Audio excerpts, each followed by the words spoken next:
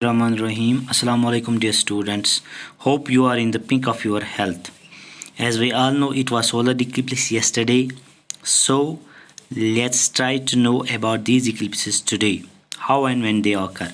बच्चों, जिस प्लेनेट में हम रहते हैं उसको हम अर्थ या ज़मीन कहते हैं और चाँद इसका नेचुरल सैटेलाइट है जो ज़मीन के इर्द गिर्द अपने ऑर्बिट में या दायरे में घूमता रहता है और साथ ही ज़मीन भी सूरज के इर्द गिर्द अपने ऑर्बिट या दायरे में घूमती हैं।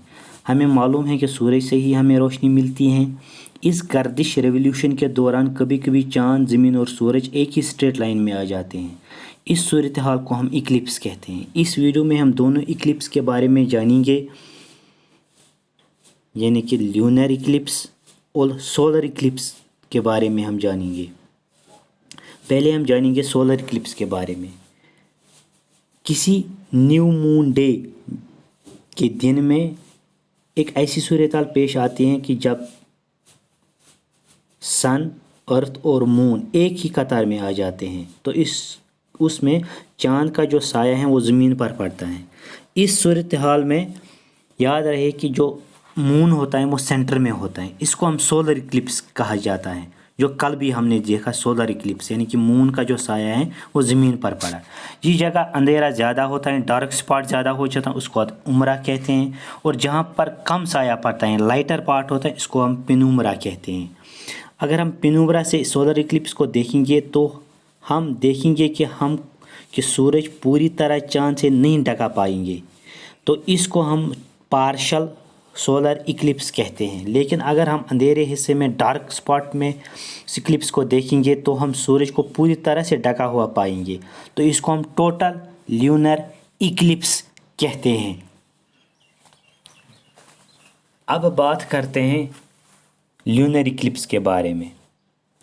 जब कभी फुल मून डे होता है तो सूरज, ज़मीन और चाँद एक ही स्ट्रेट लाइन में आ जाते हैं। इस तरह की ज़मीन का जो साया है वो चाँद पर पड़ता है। तो याद रहे कि जो ल्यूनर इक्लिप्स हैं इसमें ज़मीन जो है वो सेंटर में होती है, इसी का साया जो है वो मून पर पड़ जाता है। अगर चाँद को हम कम साया लाइटर से गुज़रते हुए पाएंगे, यानी कि पेनुम्रा से, तो हम इसको कहते हैं कि पार्शियल ल्यूनर इक्लिप्स। लेकिन अगर चाँद डार्क स्पॉट अंधेरे हिस्से से गुजरता है तो इसको हम कहते हैं टोटल ल्यूनर इक्लिप्स। इस दौरान चाँद हमें रेड दिखाई देता है, यानी रेड दिखाई देता है, क्योंकि सूरज की किरणें एक अलग अलग रंग से बनी हुई होती हैं। जब सूरज की किरणें ज़मीन से गुजरती हैं तो ये किरणें रेज स्कैटर बिखरती रहती हैं और हमें पता है कि जो रेड हैं वो सबसे कम स्कैटर हो जाती हैं, इसीलिए हमें चाँद रेड दिखाई नज़र आता है। इसको हम ब्लड मून भी कहते हैं। याद रहे कि जो स्कैटर होती हैं स्कैटर लाइट होती हैं, लेकिन रेड सबसे कम स्कैटर होती हैं, इसीलिए चाँद हमें रेड दिखाई देता है, उसको हम ब्लड मून भी कहते हैं।